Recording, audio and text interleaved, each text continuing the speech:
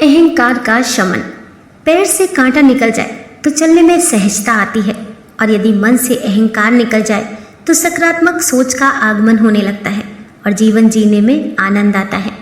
एक नगर में एक जुलाहा रहता था। वह स्वभाव से अत्यंत शांत, नम्र तथा दैविक स्वभाव का था। उसे क्रोध तो कभी आता ही नहीं था। एक बार कुछ लड़कों को शरारत सूझी। वे सब उस जुलाहे के पास ये सोचकर पहुंचे कि देखें इसे क्रोध क्यों नहीं आता। उनमें एक लड़का धनवान माता पिता का पुत्र था। वहां पहुंचकर वह बोला, ये साड़ी कितने की दोगे?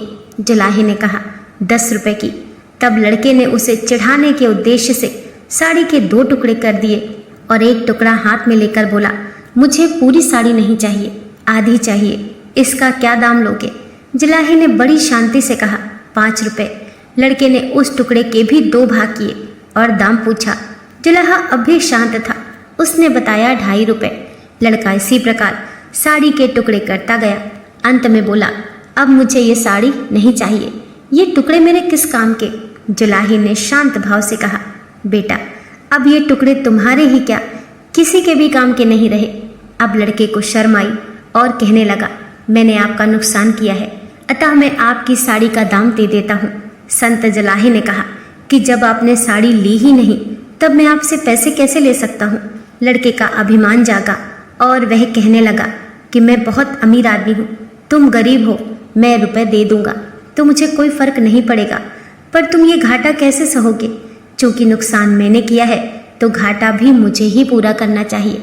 संत जुलाहे मुस्कुराते हुए कहने लगे, तुम ये घाटा पूरा नहीं कर सकते। सोचो किसान का कितना श्रम लगा, तब कपास पैदा हुई, फिर मेरी स्त्री ने अपनी मेहनत से उस कपास को बीना और सूत काटा, फिर मैंने उसे रंगा और बुना। इतनी मेहनत तभी सफल हो जब इसे कोई पहनता, इससे लाभ उठाता, इसका उपयोग करता, पर तुमने उसके टुकड़े टुकड़े कर डाले। क्या रुपए से उनके आचरण में छुपा हुआ वैचारिक घाटा पूरा होगा? जुलाहे की वाणी सौम्य और दयनीय थी। उसमें आक्रोश लेश मात्र भी नहीं था। संत के दयनीय भाव को देखकर पश्चाताप की अग्नि में जलने लगा और शर्म से पानी पानी हो गया। उसकी आंखें भर आईं और वह संत के पैरों में गिर गया। जुलाहे ने बड़े प्यार से उसे उठाकर उसकी पीठ पर हाथ फेरते हुए कहा, बेटा यदि मैं तुम्हारे रुपए ले लेता तो उससे तो मेरा काम चल जाता, परंतु तुम्हें ना तो पश्चाताप होता और ना ही भविष्य में ऐसे आचरण पर नियंत्रण।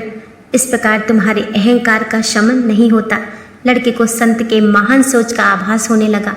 उसने देखा कि एक संत दूसरे की कटुता को सहन करके भी उसका भला सोचता है।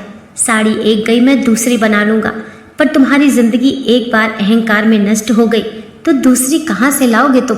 तुम्हारा पश्चाताप ही मेरे लिए बहुत कीमती है। इससे संतों की नेक सोच बलवती होती है। संत की नेक सोच समझने उस लड़के का जीवन बदल दिया और संत का ये आचरण हमारे विचार से उसके प्रारब्ध में संचित हो गया। इस प्रकार संत ने अपनी आत्मा को भी परोपकार से बलवती किया।